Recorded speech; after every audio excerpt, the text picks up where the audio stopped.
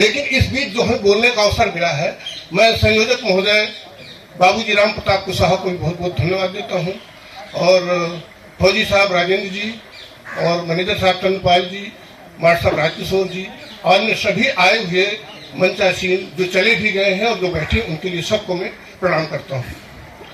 मैंने भगवान बुद्ध पर भी एक महाकाव्य लिखा है, वो आपके सामने ये भगवान बुद्ध की जो कृति देख रहे हैं, ये संयोग बस ये जरूर रखनी चाहिए लोगों को। हमने किसी इसमें कोई पाखंडवाद का या उस भगवान बुद्ध ने जब जन्म लिया तो पाखंडवाद का बोलबाला था, उसको समाप्त करने के लिए भगवान बुद्ध का अवतार हुआ था, वो करुणा अवतार थे। और इस दिशा को मैंने दिया, किसी इसमें बहुत जातिवाद का हमने नहीं लिखा जो और कवियों ने लिखा है, लेकिन हमने समाज की कुरीतियों पर प्रहार किया है।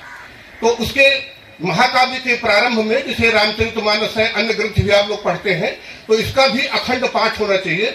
बुद्ध चंद्रोदय भी आपने पढ़ा होगा, लेकिन वो अगर अर्थ न लिखा हो शायद न समझ पाए, लेकिन ये कविता ऐसी है कि बिना अर्थ के भी आप समझ सकते हैं।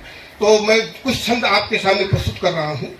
और मैं 40 वर्ष तक चंद्रशेखर आजाद विश्वविद्यालय में प्रोफेसर रहा, और आज भी मैं पुस्तकें लिख रहा हूँ, और 27 से ऊपर ग्रंथ लिख चुके हैं। और पाठ्यक्रम में अर्थशास्त्र हमारी संपूर्ण कृषि को भी मैंने काव्य में बदल दिया है। भारतीय कृषि अनुसंधान परिषद नई दिल्ली भारतवर्ष का श्रेष्ठ शीर्षक संस्था है, उसने प्रकाशित किया है 1994 में। पूरी फसलें काव्य में, सब्जियां काव्य, सब कुछ काव्य में। शायद भारतवर्ष के अंदर ऐसा किसी ने आज तक नहीं किया। गद्य में तो लिख सकते हैं, लेकिन पद्य में लिखना कठिन है, वो भी मैं कर चुका हूँ, लेकिन शायद अब तक वो पहुंच नहीं सकी, विद्वानों तक ही पहुंच सकती है। तो कुछ छंद मैं आपके सामने प्रस्तुत कर रहा हूँ। भगवान बुद्ध की हमने जो वंदना की है, तो हमारे स्वामी प्रसाद मौर्य जी माननीय जो मंत्री जी थे, तो उन्होंने कहा आपने भगवान शब्द का प्रयोग किया है। उन्होंने कहा माननीय मंत्री जी, ऐसा है जो कैबिनेट मंत्री थे बीजेपी में, मैंने उनके आवाज में बात की। मैंने कहा भगवान जब सामान्य इंसान से जो मनुष्य ऊपर उठ जाता है, ऐसे संसार का कल्याण करता है, वो भगवान की पदवी दी जाती है। तो फिर दूसरा शब्द उन्होंने कहा अवतारवाद को नहीं मानते थे भगवान बुद्ध। मैंने कहा कोई देवी देवताओं के अवतार नहीं मंत्री जी, ये जो है करुणा भाववाचक संज्ञा उसके अवतार है। मंत्री जी का कोई उत्तर नहीं मिला और चुप हो गए। बोले अगर छप जाएगी तो मैं भी पुस्तक ले लूंगा। हमने कहा धन्यवाद मंत्री जी। तो हमारे पास भी ऐसी चीजें हैं, तो उसको मैंने कहा कि कविता आपके सामने प्रस्तुत कर रहा हूँ, मंगलाचरण में है। करुणावतार भगवान बुद्ध को कोटि कोटि मेरा प्रणाम।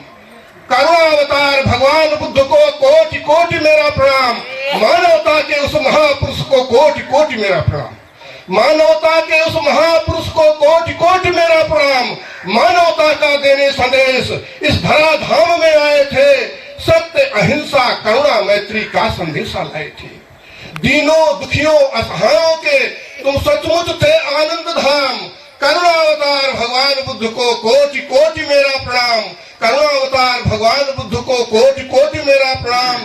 तज ऊंच नीच का भेदभाव, तज ऊंच नीच का भेदभाव पतितों को गले लगाया है। सामाजिक कुरीत पाखंडवाद को जड़ से आज मिटाया है। सामाजिक कुरीत पाखंडवाद को जड़ से आज मिटाया है। मानवता का देने संदेश सारे जग के नैनाभिराम। करुणावतार भगवान बुद्ध को कोटि कोटि मेरा प्रणाम। सम्राटों के दरबारों में जा जाकर उन्हें जगाया है। सम्राटों के दरबारों में जा जाकर उन्हें जगाया है। सिंह गर्जना कर करके मदिरा को मार भगाया है। मानो मानो से करे प्रेम उद्घोष किया है अष्टयाम।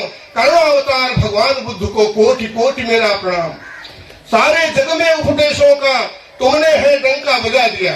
सारे जग में उपदेशों का तुमने है डंका बजा दिया। जो सत्य सिद्ध हो स्वीकारो, संपूर्ण विश्व को बता दिया। जो सत्य हो वही स्वीकारो, जो सत्य सिद्ध हो स्वीकारो, संपूर्ण विश्व को बता दिया। तुमने अपने उपदेशों से पावन कर दी है धराधाम। करुणावतार भगवान बुद्ध को कोटि कोटि मेरा प्रणाम।